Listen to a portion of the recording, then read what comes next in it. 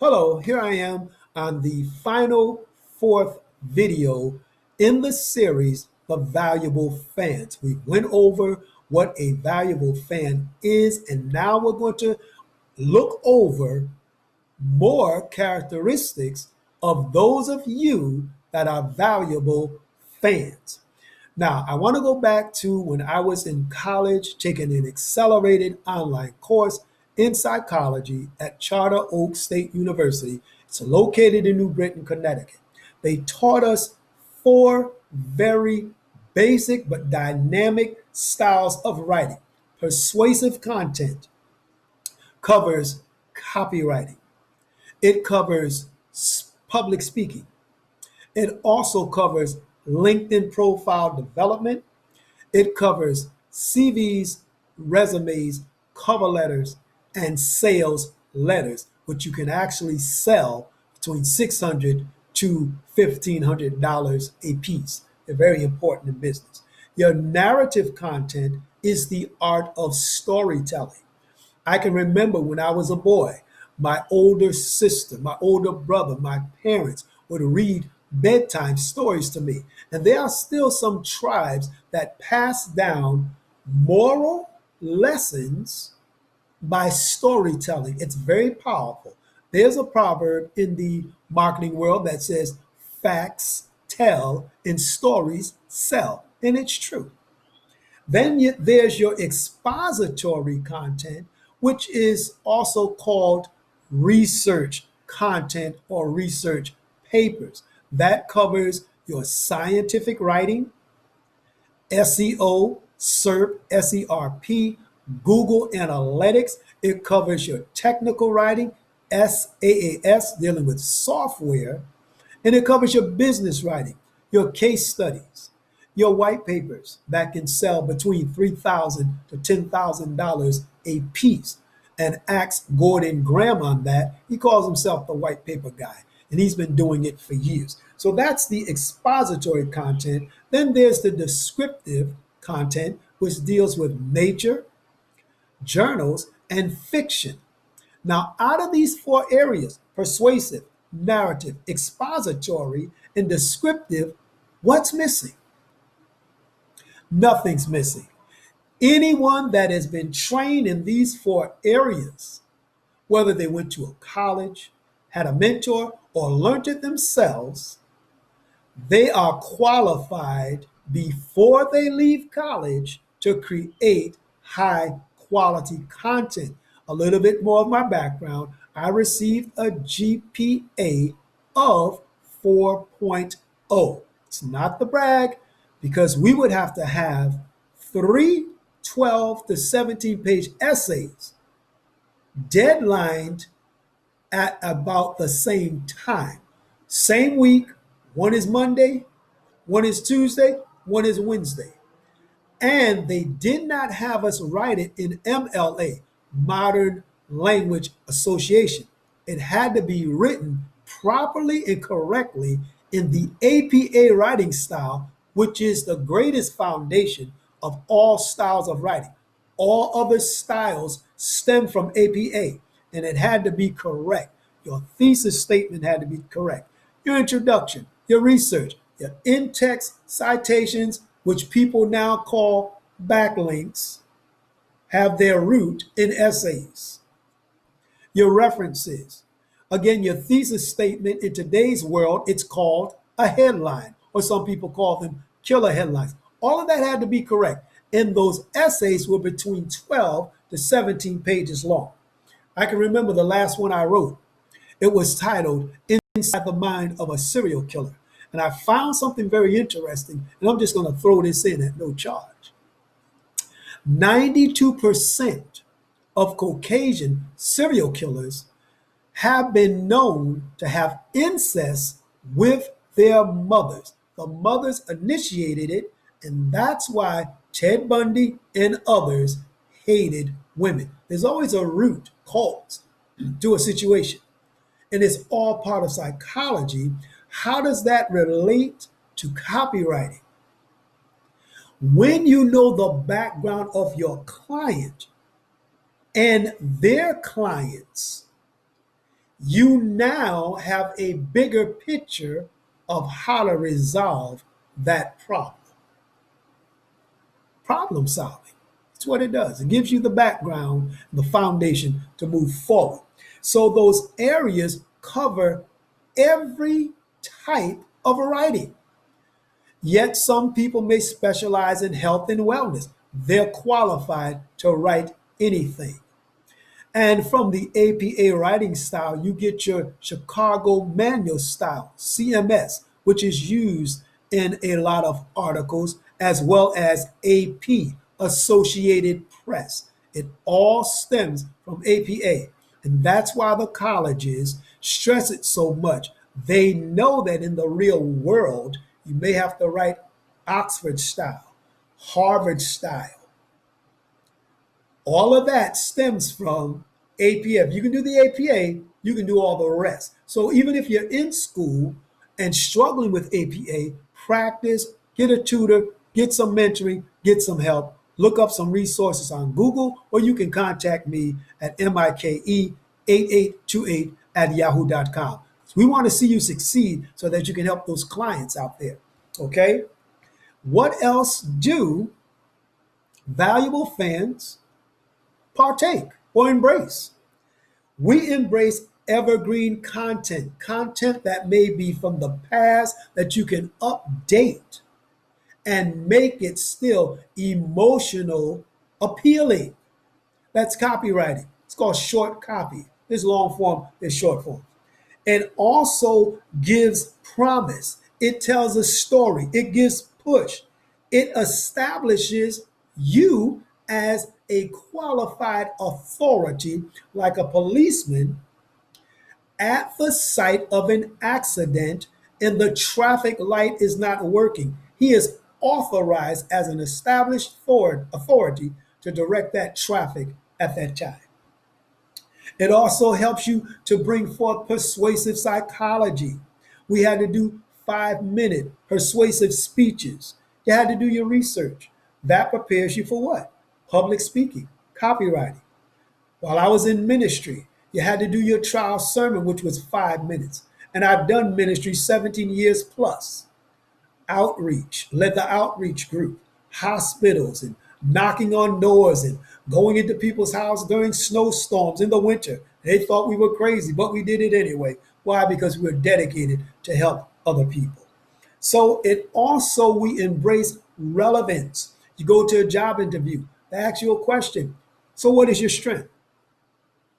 Don't say you're good at lifting weights with your biceps. What is your weakness? Oh my God, my calves just kill me every time I try to run up those stairs. That's not what they're referring to. It's a psychological game question to get you to relate your experiences and your plans, if it's a weakness, to strengthen it.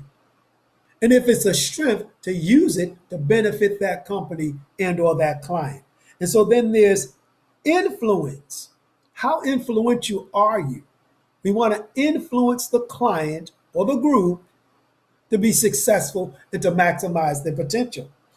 You want to create brand loyalty by embracing HEO, human experience optimization, creating those wow moments, those AWE moments. All of this is in the course. And I'm going to read to you the top 20 copywriters who make the most money and what you can learn from them. It's an article that I read. And here we go. You have Joe Coleman. He says word music. In other words, it's symphonic. It's like a band synchronizing all things to create certain positive emotions in the client to go through with the CTA, call to action. Lawrence Bloom, he has many years of experience. Brian Clark says to be passionate. He is the CEO and founder of copyblogger.com, Rainmaker Digital, and Unemployable. Excuse me. Then you have Damian Farnworth. He advocates the 4 Ps. Robert Collier did an awesome job, and he has gone on to heaven. God bless his soul. But this is what he quoted. All riches have their origin in mind. Wealth is in ideas, not in money. Remember, people buy stories, they buy ideas, they buy thoughts, they buy results. Then you have Lori Morgan Ferraro. She says, constantly tweak your work.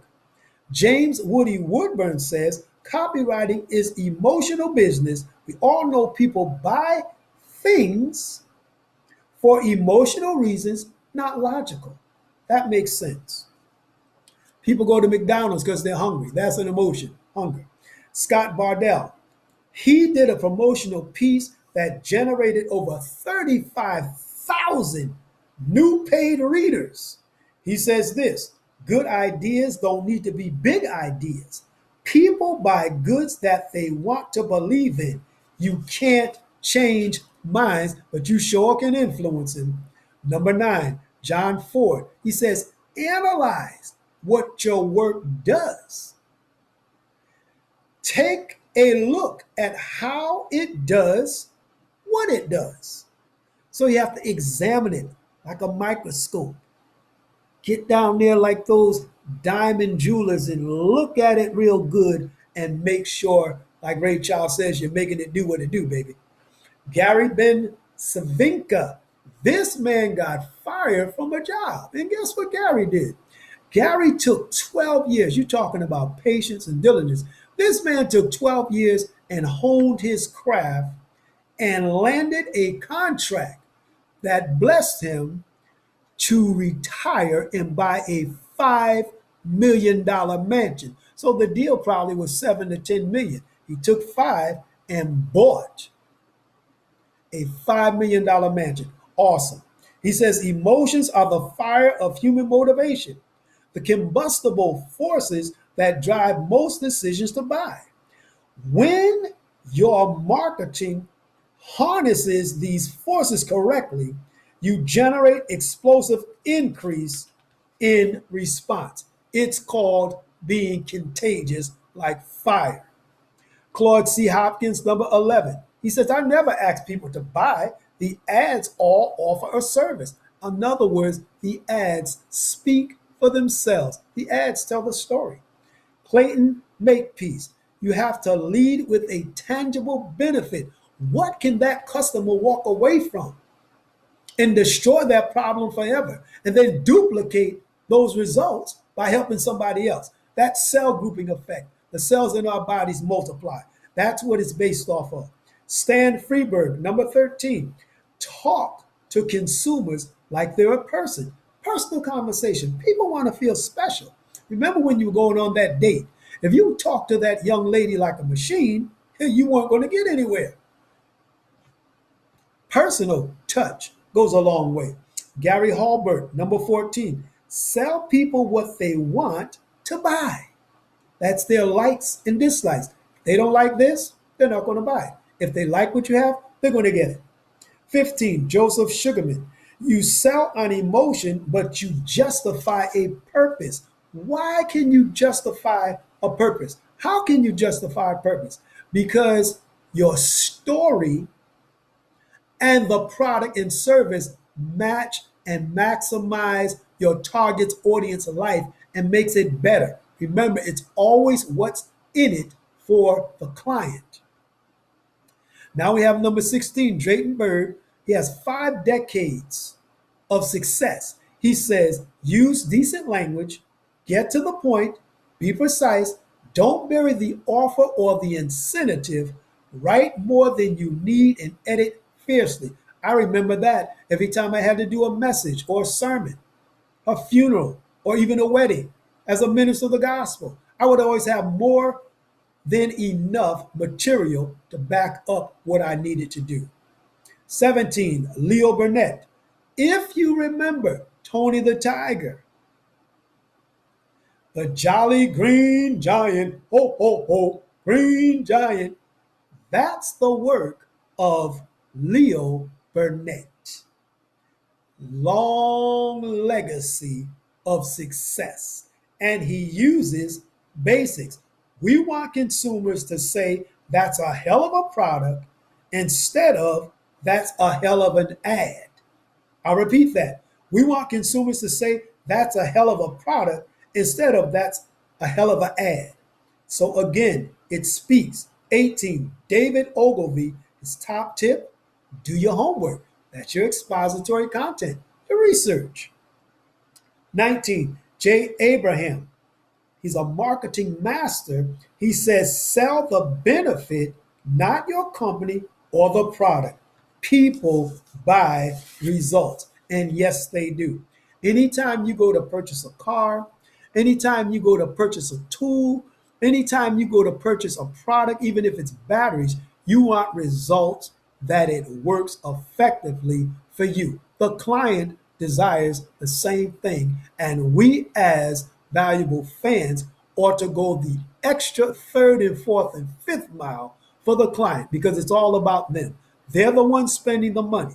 They're the ones backing us up and creating the brand loyalty. So we show our appreciation up front. We take care of all of the objections up front.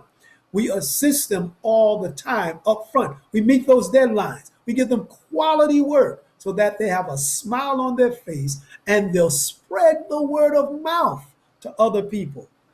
Last but not least, Joanna Weibe, Webb, founder of Copy Hackers, Dynamic. She says this: our job is to use real people's words to express what they want, what they like, what they need. It's to make clear that we don't have what they don't want. In other words, give them what they want, give them their desires, satisfy the customer, let them walk away with a smile, and let them spread your reputation and your brand to other people. Remember, back in the day, words in a small community spread like wildfire. Now we have all types of means of social media, so we want our reputation to be reputable. So there you have it. This is number 4 of valuable fans. And again, if you need assistance as a student with your work, copywriting, a project, if you're a business person, you can contact me at mike8828@yahoo.com. That's mike88@yahoo.com. And remember, I do have a training course titled Introduction to Psychology, Inclusions Doing Their Review.